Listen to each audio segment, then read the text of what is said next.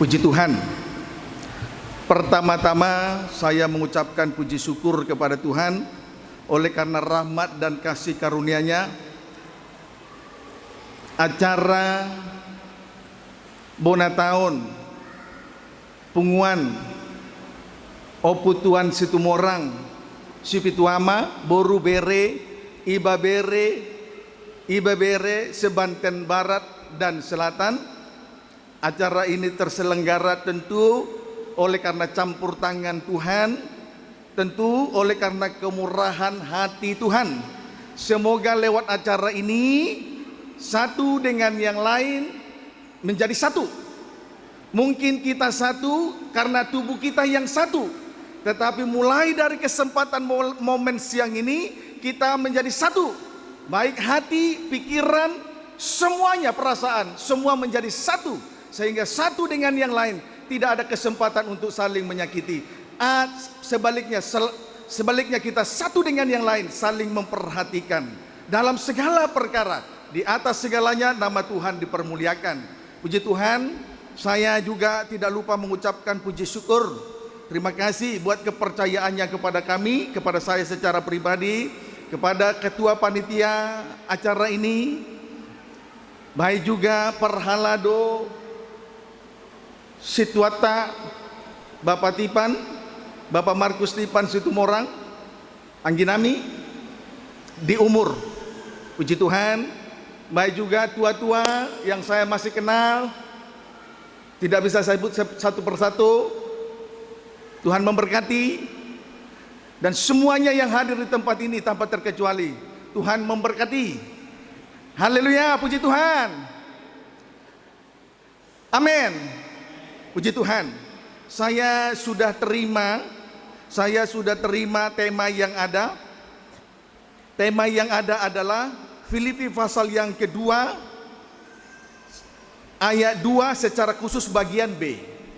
Kiranya dari tema ini kita diberkati oleh Tuhan. Kita diberkati oleh Tuhan. Puji Tuhan. Kita boleh merasakan lawatan Tuhan. Hidup, ibadah, pelayanan, nikah, dan rumah tangga kita semuanya nanti dipulihkan. Yang sakit disembuhkan. Amin. Puji Tuhan. Mari segera kita sambut pemberitaan firman Tuhan. Langsung saja Filipi pasal yang kedua ayat 2 bagian B secara khusus. Filipi pasal 2 ayat 2 bagian B. Puji Tuhan. Silakan. Hendaklah kamu sehati sedikit dalam satu kasih, satu jiwa, satu tujuan. Ya. Jadi tema kita kesempatan tahun ini adalah tema yang sudah disediakan panitia adalah Filipi pasal 2 ayat 2 secara khusus bagian B. Saya baca kembali ya. Hendaklah kamu sehati, sepikir dalam satu kasih, satu jiwa, satu tujuan. Singkatnya ayat ini tujuannya adalah supaya anggota dari Punguan Sipituama, Boru Bere, Iba Bere, Sebanten Barat, Selatan menjadi satu. Intinya ayat ini mempersatukan kita. Amin. Haleluya. Supaya tidak ada gap, tidak ada jarak lagi satu dengan yang lain. Jadi ayat ini intinya untuk mempersatukan kita. Tetapi Rasul Paulus menghendaki, di sini dikatakan hendaklah kamu, saya dan saudara memiliki 5 perkara dari apa yang sudah dibaca. 1. Sehati. 2. Sepikir. 3. Satu kasih. 4. Satu jiwa, satu tujuan. Jadi supaya kerinduan Tuhan yang dinyatakan oleh Rasul Paulus kepada kita, supaya kita semua satu, maka kita harus memiliki 5 perkara. Amin. Harus memiliki 5 perkara. Amin. Sehati. 1. 2. Sepikir. 3. Satu kasih. 4. Satu jiwa. 5. Satu tujuan dari apa yang sudah dibaca tadi. Puji Tuhan. Sebelum saya menguraikannya lebih jauh lagi, saya akan menyampaikan hal yang sama dengan 5 perkara ini. Dimulai dari sehati. Kenapa mulut saya agak susah ya? Saya minum dulu boleh? Puji Tuhan.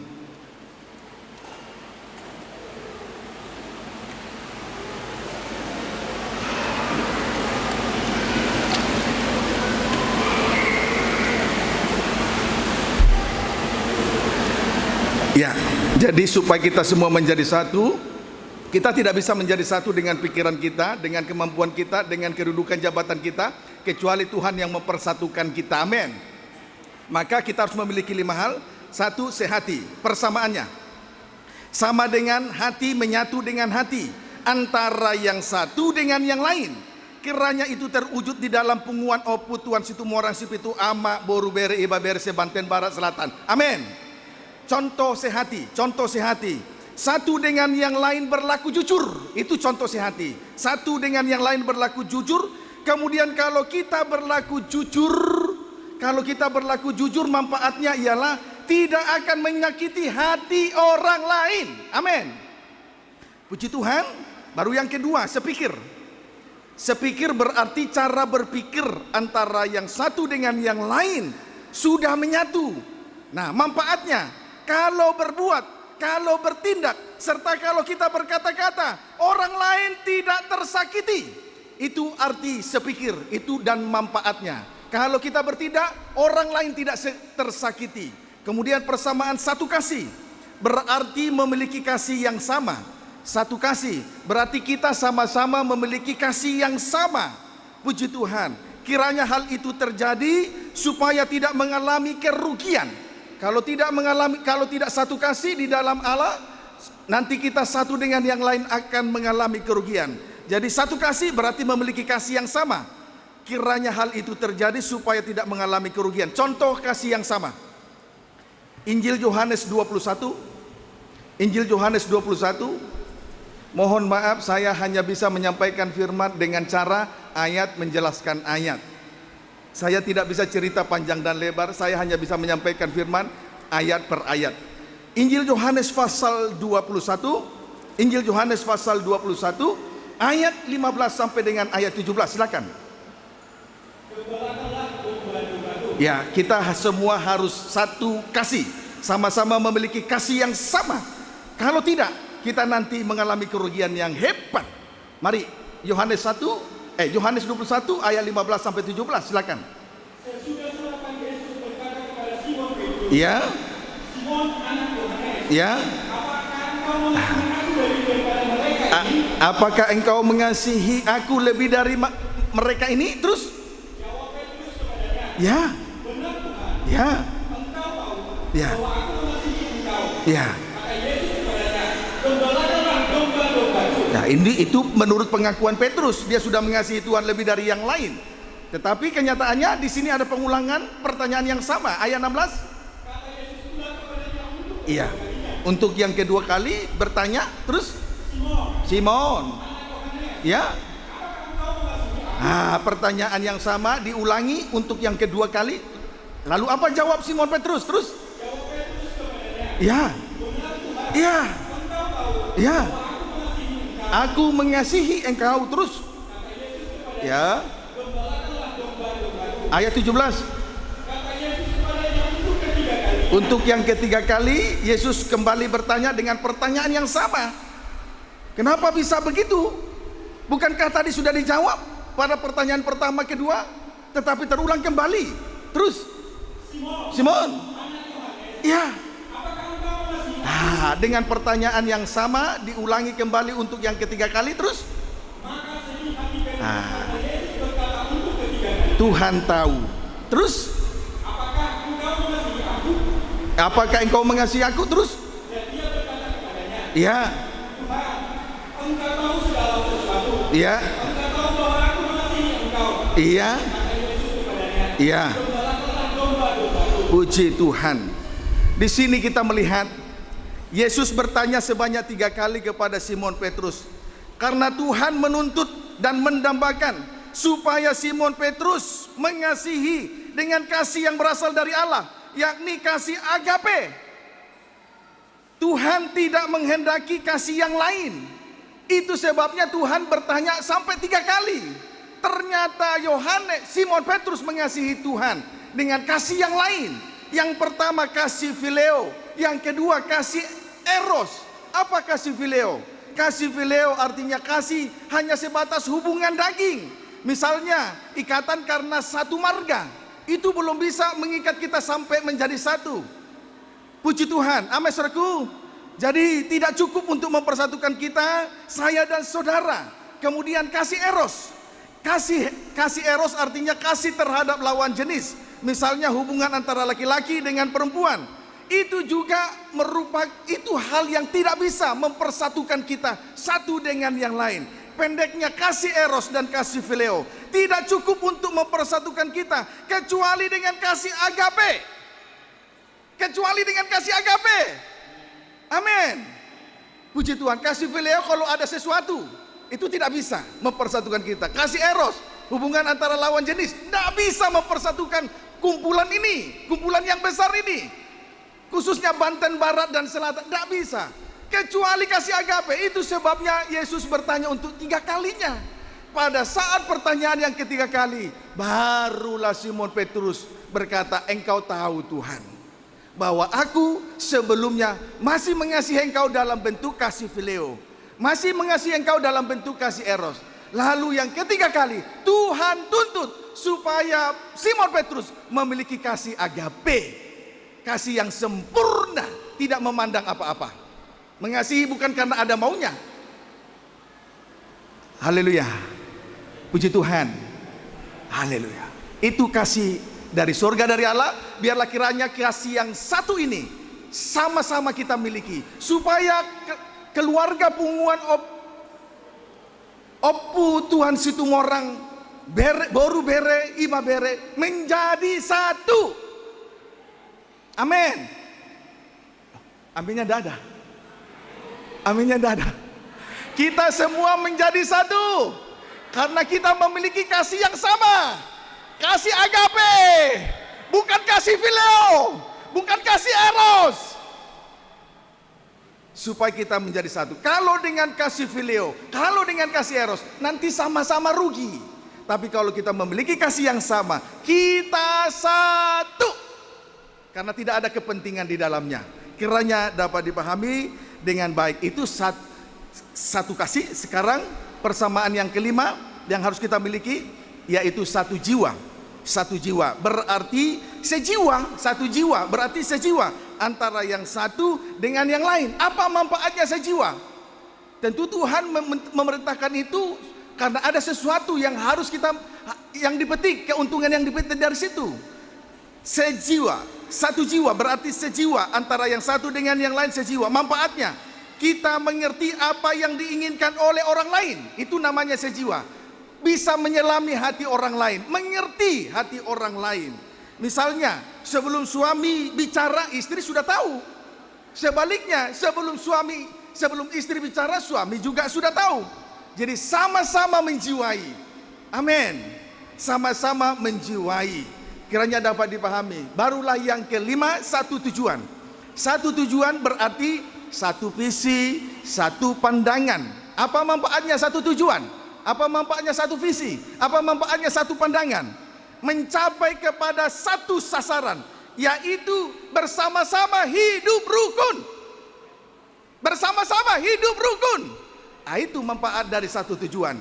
Kiranya dapat dipahami dengan baik. Itulah persamaan dari 5 perkara yang harus kita miliki supaya kita semua menjadi satu. Supaya kita semua menjadi satu. Puji Tuhan.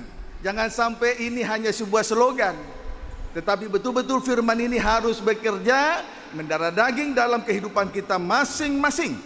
Maka kita baca kembali Filipi pasal yang kedua.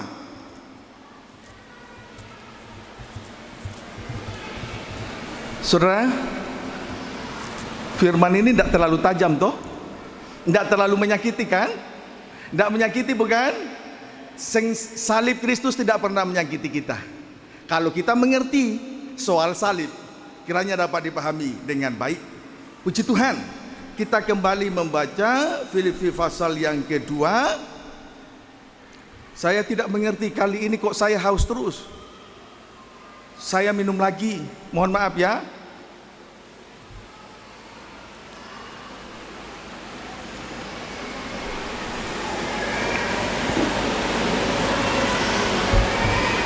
Semoga saudara memandang saya dengan kasih. Jangan seperti musuhan ya. Haleluya. Puji Tuhan. Baik. Ayat 3 sampai 4. Kembali kita baca Filipi 2, kelanjutan dari ayat yang tadi. Boleh baca ayat 2 bagian B, lanjut sampai ayat yang keempat. Sehati, satu, sepikir, dua, satu kasih, tiga, empat, satu jiwa, satu tujuan. Saya sudah sampaikan hal yang senada dengan 5 perkara itu. Maka lanjut ayat 3 dan 4 terus. Tidak mencari kepentingan sendiri terus. Iya. Terus. Amin. Amin. Terus ayat 4. Iya. Puji Tuhan. Nah, selanjutnya syarat supaya 5 perkara di atas terwujud. Syarat supaya 5 perkara, kita memiliki 5 perkara di atas. Menjadi suatu kehidupan yang rendah hati. Nah, itu syarat supaya 5 perkara, supaya kita memiliki 5 perkara. Coba ulangi ayat 4. Ayat 4. Dan janganlah tiap-tiap orang hanya memperhatikan kepentingannya sendiri, tetapi kepentingan orang lain juga. Oh, ayat 3 maksud saya. Terus? Dengan tidak mencari kepentingan sendiri atau puji-pujian yang sia-sia. Terus? Sebaliknya, hendaklah dengan rendah hati. Rendah hati. Terus? Puji Tuhan. Syarat supaya kita memiliki 5 perkara di atas. Menjadi suatu kehidupan yang rendah hati. Rendah hati mungkin bahasa Bataknya serep marroha. Manang toru marroha, serep marroha, serep toru. Jadi syarat supaya kita memiliki 5 perkara di atas adalah menjadi suatu kehidupan yang rendah hati. Lah, kemudian tanda orang rendah hati dari mana? Apakah dari mulut yang lemah lembut? Belum tentu. Tadi sudah dibaca, tanda rendah hati mengutamakan orang lain daripada dirinya sendiri. Itu tanda rendah hati, mengutamakan orang lain daripada diri sendiri. Kiranya dapat dipahami dengan baik. Jadi syarat untuk memiliki 5 perkara di atas, menjadi suatu kehidupan yang rendah hati. Tandanya mengutamakan orang lain daripada dirinya sendiri. Bukan mengutamakan diri, baru orang lain nomor 2, nomor 3, nomor dan seterusnya. Itu tanda rendah hati, mengutamakan orang lain lebih dari diri sendiri. Puji Tuhan, biarlah kiranya kita semua rendah hati dan memiliki tanda kerendahan hati, mengutamakan orang lain. Istri mengutamakan suami, suami juga mengutamakan istri, dan satu dengan yang lain saling mengutamakan, supaya kita semua jadi satu. Ini bukan kata saya, kata firman yang disampaikan Rasul Paulus kepada jemaat di Filipi. Semoga jangan tersinggung kepada saya. Puji Tuhan. Mari kita lihat hambanya yang rendah hati ini. Kisah Rasul pasal 20 ayat 19. Betul tidak Rasul Paulus ini rendah hati? Jangan dia hanya bisa bicara kepada jemaat di Filipi, tapi dia tidak rendah hati. Berarti mulut dengan perbuatan tidak sama. Mari kita buktikan dulu, selidiki dulu pribadi daripada Rasul Paulus, hamba yang luar biasa ini. Kisah Rasul 20. Kalau kita sekalipun mungkin tidak punya pendidikan yang tinggi, tapi belajar meneliti firman Tuhan. Mari Kisah Rasul 20 ayat 19. Ya? Ya. Oh, haleluya, puji Tuhan. Terus? Banyak mencucurkan air mata. Kalau tidak rendah hati tidak mungkin mencucurkan air mata. Terus?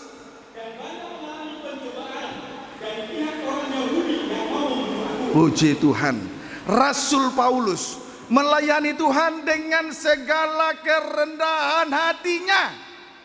Setiap orang yang mengambil bagian dalam punguan Tuan Situmorang, baik sebagai ketua, baik seksi apa saja, bendahara, sekretaris, melayani dengan rendah hati. Apa tanda kerendahan hati di dalam pelayanan ini? Rasul Paulus berkata, 1, banyak mencucurkan air mata. Air selalu mencari dataran rendah, tidak pernah mencari dataran tinggi. Maka kalau saudara perhatikan sungai yang berliku-liku, itu ciri bahwa dia sedang mencari dataran rendah. Saksi bisu dari kerendahan hati kita di dalam melayani punguan Situmorang Sibituama. Banyak mencucurkan air mata. Tidak banyak ngomel, tapi pendam, terima saja. Banyak mencucurkan air mata. Haleluya. Puji Tuhan. 2, banyak mengalami pencobaan dari pihak orang Yahudi. berarti menyangkal, berarti menanggung penderitaan yang tidak harus ia tanggung. Sama seperti Yesus, dia menderita bukan karena dosanya, tetapi menderita karena orang lain, umat Tuhan, saya dan saudara. Kiranya dapat dipahami dengan baik. Puji Tuhan, itu tanda kerendahan hati dari Rasul Paulus. Berarti mulut dan perbuatannya sama. Ini contoh yang baik untuk kita ikuti, supaya kita semua menjadi satu. Jangan kita melayani sebagai ketua, sebagai sekretaris, sebagai bendahara, seksi apa saja, tetapi mulut tinggi tetapi tidak diikuti dengan perbuatan yang rendah hati. Sama, tidak bisa mempersatukan anggota tubuh daripada Opu Tuhan Situ Morang, Sipitu Ama, Boru Bere, Iba Bere, Sebanten Barat dan Selatan. Kiranya dapat dipahami dengan baik. Ayat 20 sampai 21. Sungguh pun demikian, Ya, tidak pernah melalaikan apa yang berguna bagi kamu. puji Tuhan, tidak lalai seorang hamba, seorang pemimpin, seorang pelayan. Dia tidak lalai memperhatikan anggota-anggotanya. Terus Semua kuberitakan dan kuajarkan kepada kamu, diberitakan, diajarkan terus. baik di muka umum maupun dalam perkumpulan-perkumpulan di rumah kamu. Ayat 21. Aku senantiasa bersaksi kepada orang-orang Yahudi Kemudian yang ketiga, selain bersaksi terus. dan orang-orang Yunani, Ya, supaya mereka bertobat kepada Allah dan percaya kepada Tuhan kita Yesus. puji Tuhan. Tanda kerendahan hati Rasul Paulus, tidak lalai di dalam 3 hal. 1, memberitakan firman Allah. 2, mengajarkan firman Allah. 3, bersaksi dari firman Allah kepada seluruh sidang jemaat yang dia layani. Dia sangat memperhatikan sidang jemaat yang dipercayakan oleh Tuhan. Jadi hamba Tuhan, seorang pemimpin rumah Tuhan, pelayan Tuhan, harus rendah hati, harus bertanggung jawab. Pendeknya, orang yang rendah hati pasti bertanggung jawab. Seperti Rasul Paulus, bertanggung jawab dalam 3 hal. Dia tidak lalai dalam 3 hal. 1, memberitakan firman Allah. 2, mengajarkan firman Allah. 3, bersaksi dari firman Allah. Pendeknya, tanda kerendahan hati Rasul Paulus ialah bertanggung jawab. Biar kita semua bertanggung jawab. Saya sebagai suami juga bertanggung jawab dalam nikah rumah tangga. Sebagai istri punya tanggung jawab, sebagai anak punya tanggung jawab, sebagai tuan punya tanggung jawab, sebagai hamba punya tanggung jawab, sebagai karyawan punya tanggung jawab, sebagai pimpinan di perusahaan punya tanggung jawab, sebagai anak buah di perusahaan punya tanggung jawab. Semua kita punya tanggung jawab. Berarti kita harus rendah hati. Puji Tuhan, tidak lalai dalam memikul tanggung jawab yang dipercayakan oleh Tuhan. Kembali kita baca ayat 21. Aku senantiasa bersaksi pada orang-orang Yahudi dan orang-orang Yunani, Ya, supaya mereka bertobat kepada Allah dan percaya kepada Tuhan kita Yesus Kristus. perhatikan ya.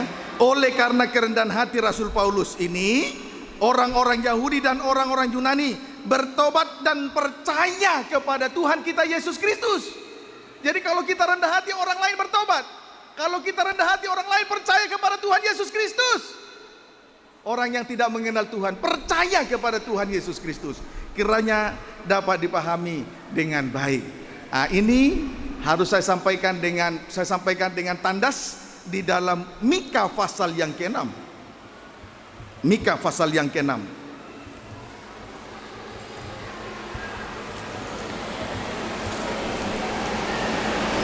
Ayat 8 baca. Mohon maaf, saya tidak sempat cerita si kancil, si buaya, si kura-kura.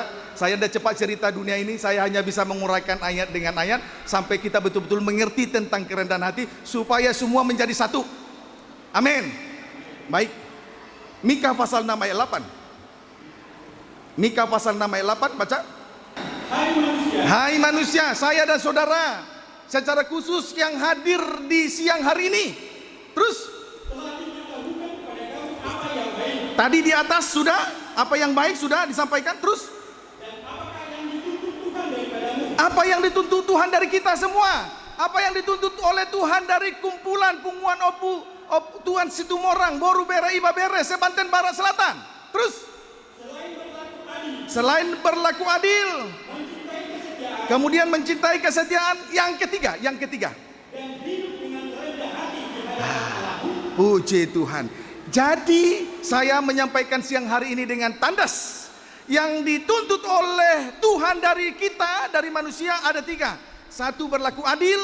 2, mencintai kesetiaan. Yang tidak kalah penting, yang dituntut oleh Tuhan dari kita yang ketiga adalah hidup dengan rendah hati di hadapan Allah. Bukan rendah hati di mata manusia. Kita bisa rendah hati di mata manusia, tapi belum tentu rendah hati di hadapan Tuhan. Tetapi yang Tuhan tuntut dari manusia, dari kita semua, yang ketiga adalah yang terakhir, kerendahan hati. Rendah hati di hadapan Tuhan, bukan rendah hati pura-pura. Kalau tidak seperti itu, tidak akan bisa satu. Kita sudah coba menjadi satu dengan kekuatan kita. Kenyataannya banyak kegagalan di sana sini. Tetapi puji Tuhan, siang ini Tuhan tuntut dari kita supaya kita masing-masing rendah hati. Loh, tidak setuju rendah hati? Rendah hati di hadapan Tuhan, bukan di hadapan manusia. Itu yang benar. Kalau rendah hati di hadapan manusia, pura-pura namanya. Tetapi yang Tuhan mau rendah hati di hadapan Tuhan. Inilah syarat mutlak supaya kita memiliki 5 perkara. Oleh 5 perkara ini, nanti kita semua menjadi satu. Sehati, sepikir, satu tujuan, sejiwa, dan satu kasih. Diawali dari kerendahan hati. 5 perkara dimulai dari kerendahan hati kita masing-masing. Puji Tuhan. Biarlah kiranya saya juga di dalam hal menyampaikan firman ini sebagai seorang hamba Tuhan yang rendah hati, bukan pura-pura supaya saudara mengasihi saya, tetapi biar saya benar-benar rendah hati di mata Tuhan saja. Karena itu yang dituntut Tuhan, supaya kita semua menjadi satu. Kalau masing-masing kita menyombongkan diri, sampai kapanpun, sampai Tuhan datang, tidak bisa menjadi satu. Maka yang dituntut Tuhan kerendahan hati. Setuju? Haleluya. Puji Tuhan. Haleluya. Yang punya usaha, bisnis, biar tetap rendah hati. Yang punya harta, kekayaan, rendah hati. Sebab semuanya itu tidak bisa mempersatukan punguan obut situ morang situ ame. Tidak bisa. Harus rendah hati. Itu sudah harga mati.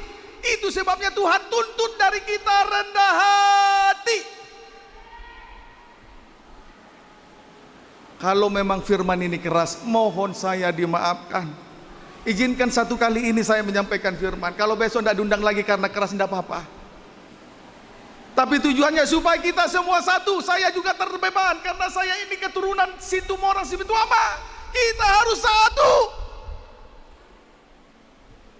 Kalau kita satu, kita kuat. Apa saja yang kita kerjakan bisa terlaksana. Satu tujuan, kiranya dapat dipahami dengan baik. Amin. Nah, sekarang kita masuk lebih jauh lagi. Dampak positif rendah hati. Kalau ada yang menulis silakan. Dampak positif rendah hati. 1 Mazmur 22 ayat 27.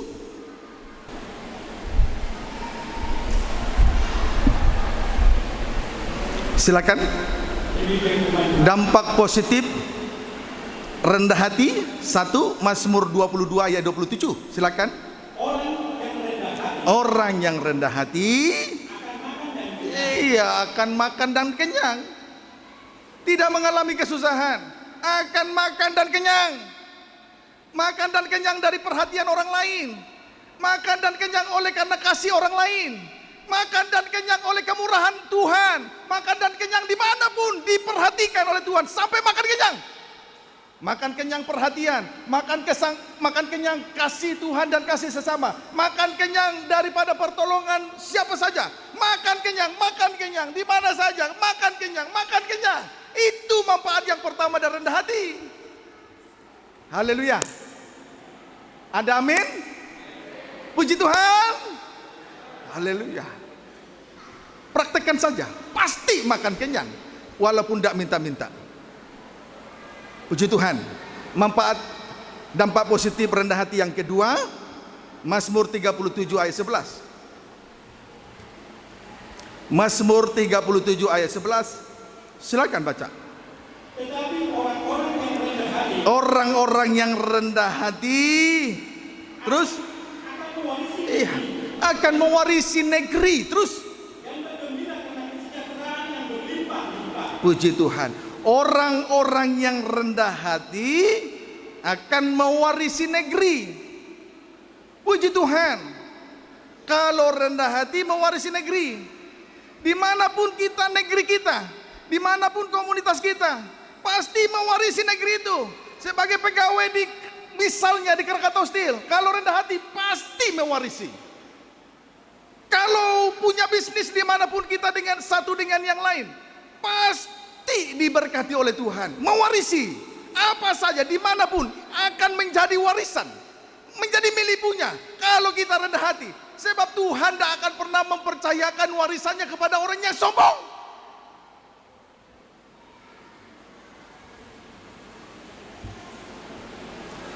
Ingatlah apa yang saya sampaikan ini.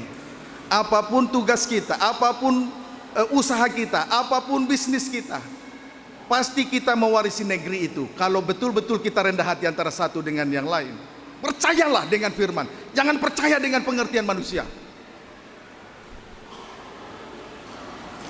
Saya rindu kita semua mewarisi negeri. Haleluya. Coba saja bertetangga dimanapun kita bertetangga, dengan rendah hati pasti kita mewarisi. Tidak mungkin tidak. Itulah dampak positif rendah hati. Jadi biarlah kita rendah hati. Setuju ya? Haleluya. Puji Tuhan.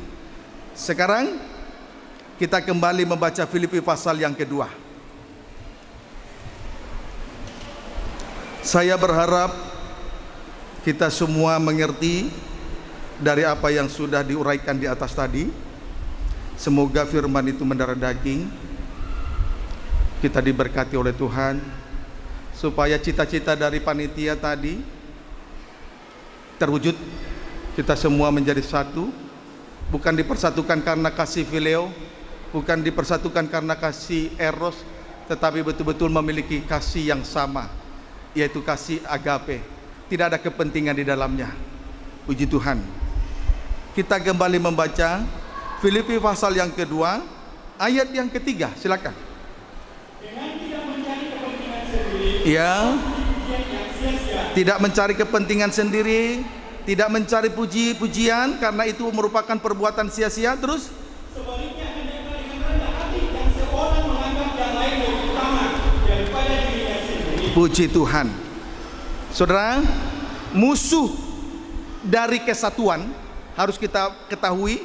Semoga tercatat dengan rapi. Mungkin tidak dicatat, tapi tercatat di dalam loh daging, ditukik di dalam hati kita oleh Roh Kudus. Musuh dari kesatuan ialah ada dua. Satu, mencari kepentingan sendiri. Itu musuh kesatuan. Pokoknya kalau ada kepentingan diri di dalam persekutuan itu, perkumpulan itu, pasti tidak tercapai. Jadi musuh daripada kesatuan ada dua. Satu, mencari kepentingan sendiri. Dua, mencari puji-pujian. Jadi berbuat sesuatu supaya dihormati, supaya dipuji orang lain.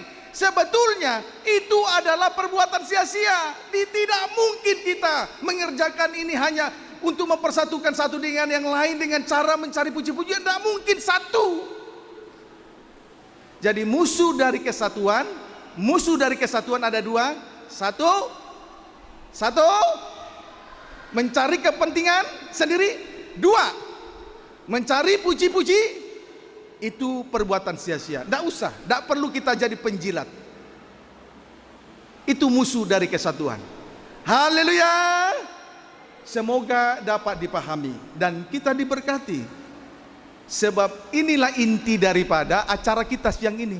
Bukan soal makan-makan. Intinya Tuhan Yesus ada di tengah ibadah ini. Amin. Kiranya dapat dipahami dengan baik. Sebagai ayat-ayat yang terakhir, puji Tuhan, walaupun singkat saja 30 menit, tapi saya berharap firman ini tidak berlalu begitu saja. Setuju? Haleluya. Puji Tuhan. Puji Tuhan. Haleluya. Jangan haleluya di sini, sampai di rumah halelupa. Puji Tuhan. Jangan sampai amin di sini, di rumah aman, tidak dilihat. Puji Tuhan, jangan seperti itu. Ayat-ayat yang terakhir, Efesus 2, supaya terwujud kesatuan ini sesuai dengan kerinduan dari panitia. Efesus 2 ayat yang ketiga. Silakan. Demikian firman Tuhan. Puji Tuhan, silakan.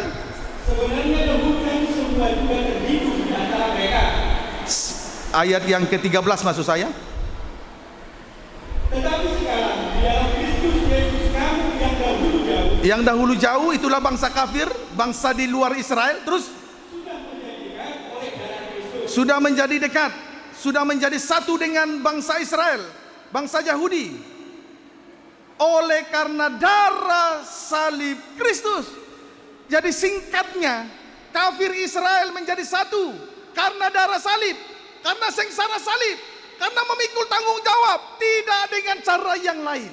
Yang jauh menjadi dekat karena darah salib, tidak dengan cara yang lain. Jangan gunakan cara-cara yang lain. Amin, saudaraku. Ayo masing-masing kita memikul salibnya sebagai hula-hula, sebagai borus, sebagai bere, iba bere. Ayo masing-masing kita memikul salib supaya satu dengan yang lain. Yang jauh menjadi dekat oleh darah salib Kristus, tidak dengan cara yang lain. Hanya dengan satu cara, pikul salib masing-masing. Kita semua jadi satu. Haleluya. Jangan menjadi orang yang pintar-pintaran. Pikul saja salib. Titik. Jangan terlalu banyak neko-neko. Supaya kita semua mewarisi negeri, makan dan kenyang. Karena Tuhan melihat dan maha tahu. Tuhan adil. Kalaupun hari ini kita banyak memikul salib, di balik salib Tuhan nyatakan kemuliaan. Sabar saja, tunggu waktu Tuhan. Kita satu, diberkati. Punguan oput Tuhan situ mora sibituama, diberkati Tuhan hari ini sampai seterusnya, sampai Tuhan datang pada kali yang kedua. Dalam nama Yesus, Tuhan berkati. Kita tundukkan kepala.